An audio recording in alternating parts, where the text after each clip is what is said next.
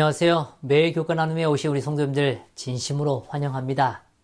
정말 말씀을 읽고 묵상하고 또 삶에 적용하는 일은 참으로 큰 축복인 것 같습니다.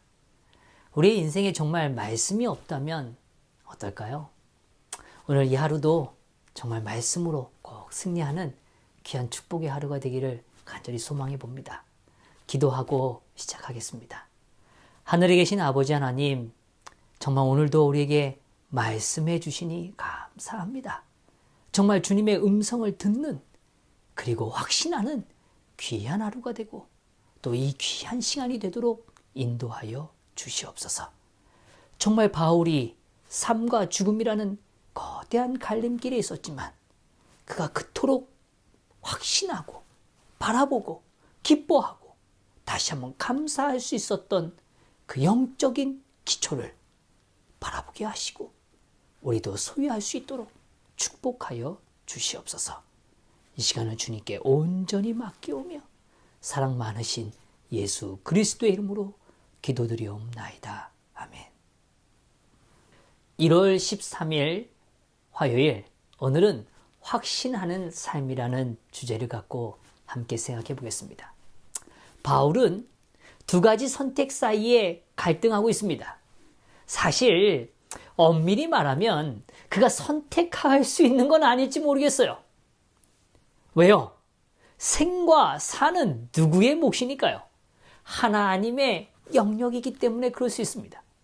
그럼에도 불구하고 바울은 오늘 자신의 삶에 대하여 자신의 내적인 갈등과 외형적 여러 환경 속에서 깊은 갈등을 가지고 있다는 사실을 보여주고 있습니다. 빌립보서 1장 23절과 24절의 말씀이에요.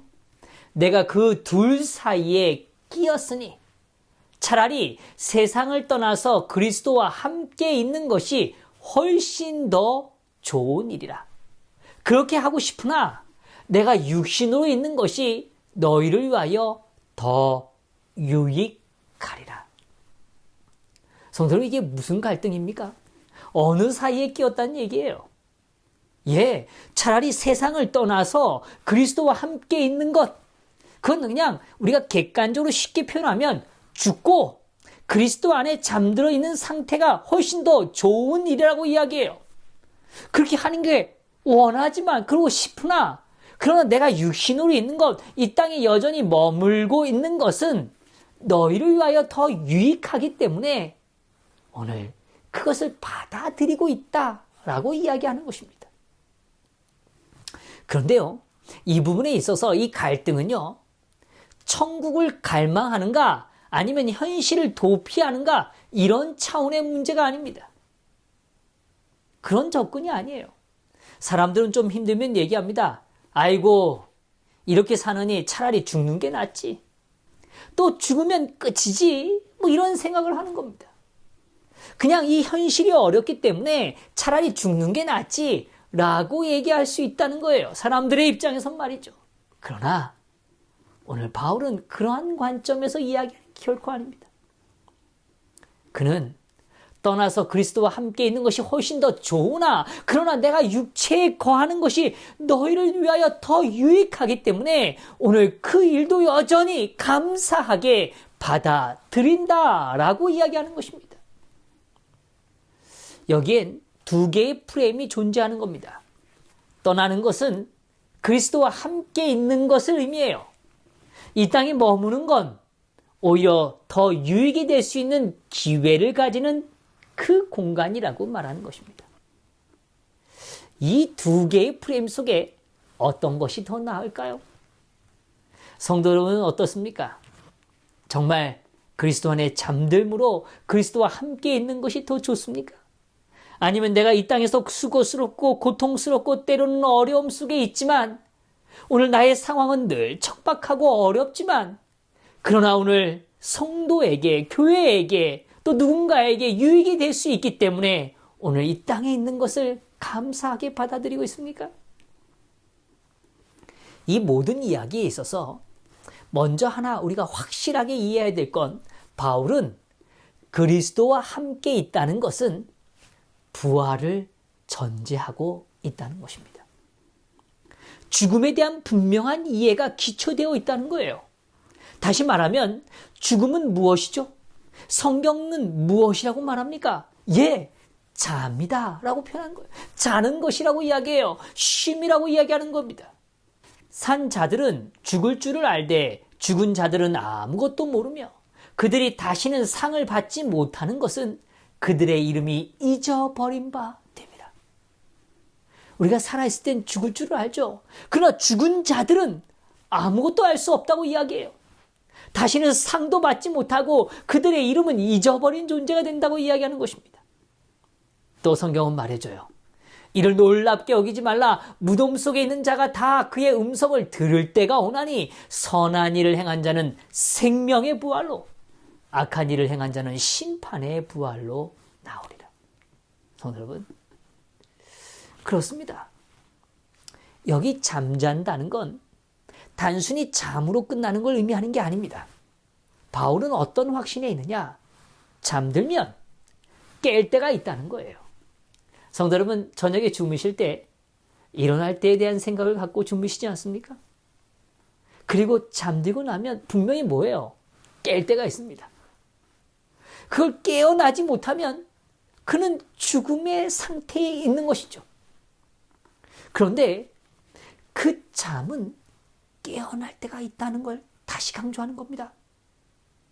그것은 부활을 의미하는 거예요. 그러니까 바울에게는 오늘 하나님과 함께 한다는 개념은 내가 오늘 떠나서 잠들어서 그 잠의 순간은 내가 기억할 수 없는 시간이고 그 시간은 어느덧 지나서 잠들고 깨어나는 순간 누구와 함께 거하는 겁니까? 하늘의 하나님과 함께 거하게 된다는 확신을 갖고 있는 겁니다. 성도 여러분, 그렇게 생각하면 죽음이 두렵지 않죠. 우리가 잠들면 그 순간 깊은 잠을 자다가 하나님이 깨우실 때 우리가 일어나는 것입니다. 그런 의미에서 요한복음 11장 11절은 이렇게 말해요. 이 말씀을 하신 후에 또 이르시되 우리 친구 나사로가 잠들었도다. 그러나 내가 깨우러 가노라. 만약 사람이 죽을 때 그 즉시로 천국에 간다면 나사로의 경우는 정말 황당한 사건이 됩니다. 왜요? 나사로는 죽었어요. 그리고 잠들었습니다. 그런데 다른 사람들이 일반적으로 잘못된 관념에 있는 사람처럼 죽는 즉시 천국에 갔다면 나사로는 천국에 가서 나흘간 즐거운 시간을 보내고 있는 것입니다. 야, 하나님과 이 아름다운 천국에 왔다고 기뻐하고 있었을지도 몰라요. 근데 어느 순간 사흘이 지나자 안 좋은 소식이 있다고 이야기하는 겁니다. 그게 뭐예요? 나사로야, 미안하지만 너 땅으로 좀 다시 내려가야 되겠다. 오늘 이 천국에 더 이상 머물 수가 없어. 너 가서 좀 더 일을 하고 와야 돼. 아, 성도 여러분, 이렇다면 어떻습니까? 정말 황당한 이야기 아닙니까? 그렇게 원하시거나 그렇게 선택하시는 분이 결코 아니라는 거예요. 이건 이성적으로 절대로 이해되거나 받아들일 수 없는 이야기인 거죠. 그런 의미에서 오늘 잠들었다가 깨는 순간에 우리는 재림의 그때를 맞이하게 되는 것이죠. 그 사이엔 고통이 존재하지 않아요. 수고스러움이 없습니다. 그저 하나님의 품 안에서 잠자고 있는 거죠. 그런 측면에서 바울은 자신의 편안함을 생각한다면 이 땅의 삶이 더 미련이 들 수 있는 것이 없는 거예요.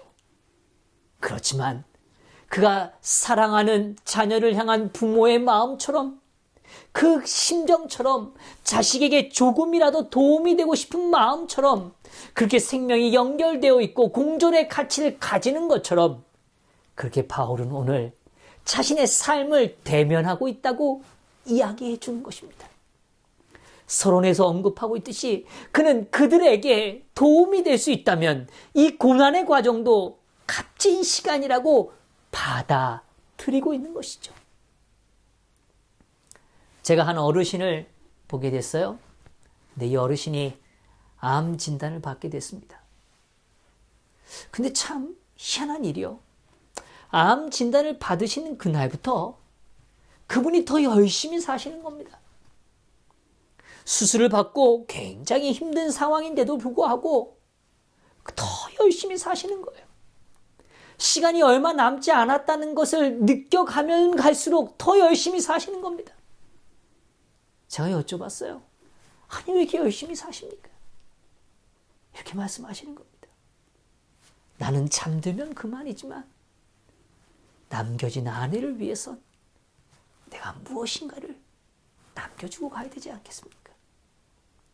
남겨지는 아내를 위하여 그 암투병 중에서도 그 자신의 삶의 의무를 철저하게 지켜가는 겁니다. 그 아내를 위하여 혼신의 힘을 다하는 거예요. 자신의 생명이 남겨있는 그 시간을 다하여 살아가는 겁니다. 성도 여러분, 바울이 그런 마음인 거예요. 오늘 그냥 자신의 인생만을 바라본다면, 죽음에 대한 확고한 신념족의 성경적 기초로 바라본다면 오늘 죽음이 오히려 편할 수도 있어요. 그러나 그가 오늘 자신의 삶을 직면하는 이유는 오늘 그 일을 통하여 오늘 누군가에게 하나님을 드러낼 수 있고 그 삶이 변화될 수 있고 하나님의 능력이 임할 수 있는 일이라면 그를 위하여 기꺼이 그 고난도 기쁨으로 감당하고 있다고 이야기하는 것입니다. 죽음을 각오한 신앙이 갖는 가장 아름다운 삶의 증언인 것이죠. 디모데후서 4장 6절입니다. 전제와 같이 내가 벌써 부어지고 나의 떠날 시각이 가까웠도다. 제사적 의미로 이 설명을 하고 있지만 그는 이미 제사로 드려진 존재처럼 내 삶은 이미 하나님 앞에 다 드려졌다는 거예요. 그래서 살든지 죽든지 그 모든 건 하나님의 뜻이라고 이야기하는 거예요. 그리고 이야기하는 겁니다. 내가 떠날 시각이 가까웠다고요. 나의 죽음이 다가왔다는 걸 알고 있는 겁니다. 그러나 그는 그것을 두려워하지 않아요. 그리고 오늘 자기가 있는 이 시간 속에서 이 고통의 과정일지라도 그것을 기쁨으로 받아들이고 있는 것입니다. 바울은 자신의 상태가 더 나아지길 기대하는 게 아닙니다. 더 안락한 삶을 추구하는 게 아니에요. 오늘 사랑하는 성도들의 믿음의 성장을 위하여, 그들의 아름다운 변화를 위하여 여전히 자신의 길을 걸어가고 있는 것을 보여주는 겁니다. 사도행전에 이렇게 표현해요. 바울은 의무의 길에서 벗어나고자 하지 않아야 했다. 그는 자신에게 주어진 그 길을 묵묵히 담대하게 맞서고 나아가고 있는 것입니다. 이것이 진짜 그리스도인인 것입니다. 그리스도를 닮은 사람인 거죠. 오늘 우리의 신앙은 오늘 내 상태, 나의 안일함, 나의 평안에 대한 문제가 아니라 오늘 하나님이 사용하시고 있다는 거룩한 확신, 그리고 하나님이 그 때를 정하시고 인도하신다는 고백, 그것으로 살아가는 삶이었다는 것입니다. 성도 여러분, 오늘 우리의 삶이 살든지 죽든지 오늘 하나님의 영광을 위하여 오늘 이 삶도 값지게 감사함으로 어떤 상황일지라도 받아들이고 대면하시는 저와 우리 성도들 되시기를 간절히 바랍니다. 또 이 하루도 오늘 우리의 삶에 적용할 수 있는 질문을 나눠봅니다. 오늘 나의 신앙의 선택 앞에서 나의 평안함이 아니라 오늘 공동체의 유익을 위하여 우리는 어떤 선택을 하는지를 한번 실제적으로 적용해 보시면 참 좋겠어요. 하나님께서 나를 이 자리에 남겨두신 이유에 대하여 한번 찾아보시면 좋겠습니다. 오늘 내가 머무는 이 삶의 자리가 정말 사명자의 자리인지를 또 믿고 있는지, 확신하고 있는지 오늘 다시 한번 우리 자신에게 묻고 생각하고 답을 찾아가는 귀한 하루가 되기를 바라면서 말씀을 마치겠습니다. 기도하겠습니다. 하늘에 계신 아버지 하나님, 오늘 우리가 어떤 확신 속에 살아갑니까? 오늘 우리가 나의 평안함, 나의 안일함에 내 삶에 초점이 맞춰 있지는 않습니까? 아버지, 오늘 정말 하나님께서 어떤 상황이든 책임지시고 오늘 우리의 죽음을 넘어 부활의 역사를 확신시켜 주시는 거룩한 기쁨 속에 살아가도록 인도하여 주시옵소서. 오늘 이 땅이 때로는 어렵고 고난 속에 있을지 모르지만 그러나 오늘 우리에게 주어진 거룩한 형제에 대한 사랑, 그들의 아름다움에 대한 변화에 대한 갈망, 그리고 교회에 대한 기대로 이 땅을 힘있게 살아갈 수 있도록 그 일을 위하여 오늘 우리가 쓰임받을 수 있다면 그 길이 어느 길이든 쫓고 순종할 수 있는 오늘 우리의 삶이 되도록 축복하여 주시옵소서. 주님, 이 하루를 주님께 온전히 맡겨오며 사랑 많으신 예수 그리스도의 이름으로 기도드리옵나이다. 아멘.